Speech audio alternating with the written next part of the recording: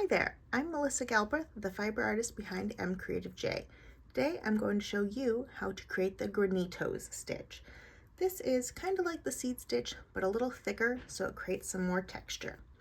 How we do this is we come up where we want the start of that granito, and we go back down at the other end here, like so. You can see it's just a short little stitch. Next, we come up where we started, right there. And now I want to put a stitch that's kind of right on this side here. So I bring my needle back down in that same spot again, and I want to kind of just use my finger to pull that thread over to the side and pull my working thread down, so you can see now it's right next to the first stitch.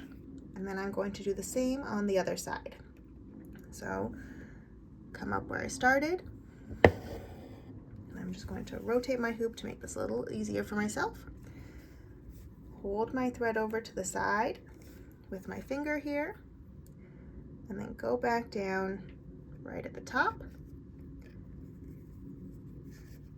and gently tug your working thread so it just lays on the side of that stitch there,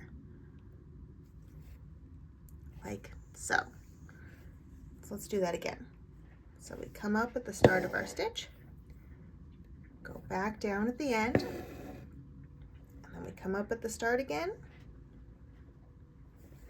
go back down at the end, and before we tug that working thread nice and flush, we just want to kind of hold that first stitch off to the side, so then when we tug our working thread, it lays flush next to that. And then we repeat on the other side here.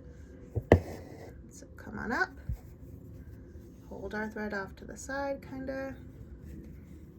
And you can also hold it to the side and kind of push with your finger this way, so that way it positions it in there as well too. And that is our Granitos stitch.